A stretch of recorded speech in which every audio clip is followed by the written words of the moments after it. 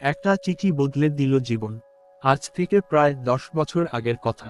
একটি ছোট্ট গ্রাম, নাম তার শান্তিপুর। সেই গ্রামেরই এক সাধারণ পরিবারের ছেলে ছিল রাজু। রাজুর বাবা ছিলেন একজন কৃষক, যিনি কঠোর পরিশ্রম করে সংসার চালাতেন।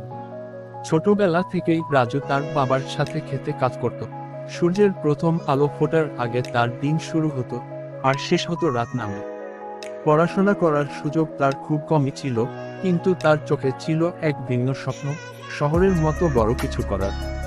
তার বাবা সবসময় তাকে বলতেন, রাজু, স্বপ্ন দেখতে ভয় পেও না। স্বপ্ন দেখার সাহসী হলো জীবনের প্রথম ধাপ। আর মনে রাখবে, পরিশ্রম কখনো বৃথা যায় না। বাবার এই কথাগুলো রাজুর মনে গেঁথেছিল। সে মনে মনে ভাবত, একদিন সে গ্রামের গণ্ডি ছাড়িয়ে অনেক বড় কিছু করবে, তার বাবার কষ্ট দূর করবে। কিন্তু সময় সব সময় একরকম থাকে না। গ্রামের অর্থনীতিতে মন্দা চলছিল। ফসলের দাম কমে যাওয়ায় রাজুর পরিবারের আর্থিক অবস্থা দিন দিন খারাপ হতে লাগলো।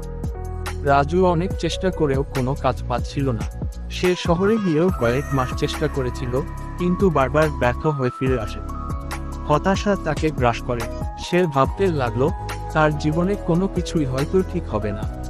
তার স্বপ্নগুলো বুঝি স্বপ্নই থেকে যাবে।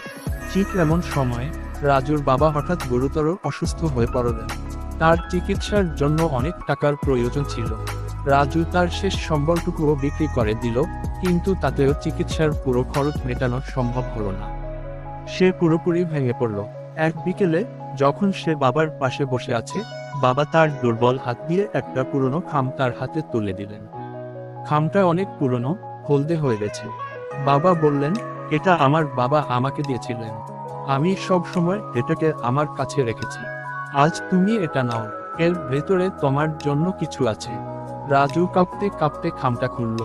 ভেতরে একটা পুরনো চিঠি। চিঠিটা হাতে নিয়ে রাজু পড়তে শুরু করলো।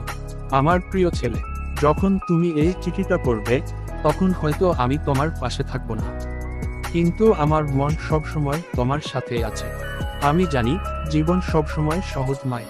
অনেক সময় এমন পরিস্থিতি আসবে যখন মনে হবে সব শেষ হয়ে গেছে, আর কোনো পথ নেই। কিন্তু মনে রেখো, জীবনের সবথেকে বড় জয় হলো তুমি তোমার নিজের সাথে লড়াই করে বেঁচে আছো। তোমার সামনে হয়তো অসংখ্য বাধা আসবে, কিন্তু তোমাকে ভেঙে পড়লে চলবে না। এই বাধাগুলো তোমাকে আরো শক্তিশালী করে তুলবে। তুমি হয়তো হাজারবার ব্যর্থ হবে, কিন্তু প্রত্যেকবার ব্যর্থতা তোমাকে নতুন কিছু শেখাবে। তুমি যখন হার মানতে চাইবে, তখন মনে করবে, তোমার ভেতরের আসল শক্তিটা এখনো প্রকাশিত হয়নি। তোমার জীবনের গল্প তুমি নিজেই লিখবে। এর কোনো শেষ নেই, যতক্ষণ না তুমি নিজে থামতে চাইছো। তুমি যদি নিজের উপর বিশ্বাস রাখো, তবে অসম্ভব সম্ভব হয়। হাল ছেড়ো না, নিজের ভেতরের আগুনটা জ্বালিয়ে রাখো। ইতি, তোমার বাবা। চিঠিটা পড়ে রাজুর চোখ দিয়ে বছরে জল পড়তে লাগলো। সে বাবার কথা বুঝতে পারল। এই চিঠিটা শুধু একটা কাগজের টুকরো ছিল না, এটা ছিল প্রজন্মের পর প্রজন্ম ধরে বয়ে চলা এক অটুট বিশ্বাস আর সাহসের গল্প। সে তার বাবার দিকে তাকালো, যার মুখে ছিল এক নির্মল হাসি।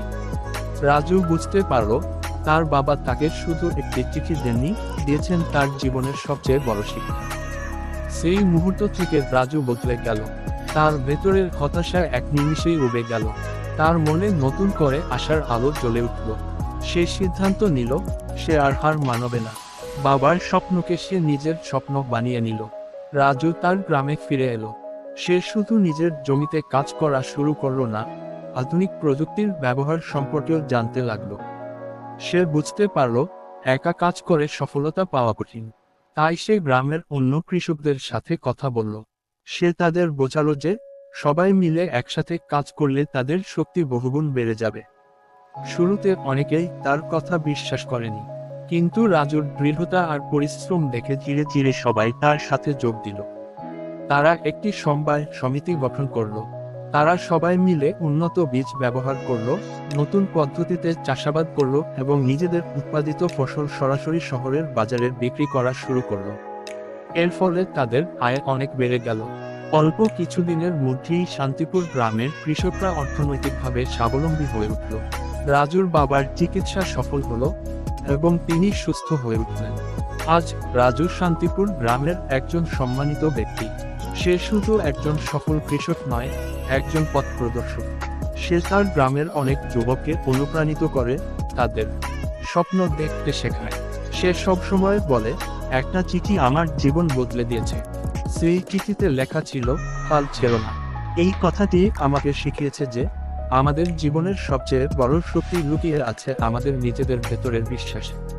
তোমরাও হাল ছেড়ো না, কারণ তোমাদের স্বপ্ন একদিন ঠিকই সত্যি হবে। এই গল্পটি আমাদের শেখায় যে জীবনের কঠিনতম সময়েও একটি ছোট অনুপ্রেরণা আমাদের জীবনকে সম্পূর্ণ বদলে দিতে পারে। আসল জয়টা হলো নিজের সাথে নিজের লড়াইয়ে জয় হওয়া।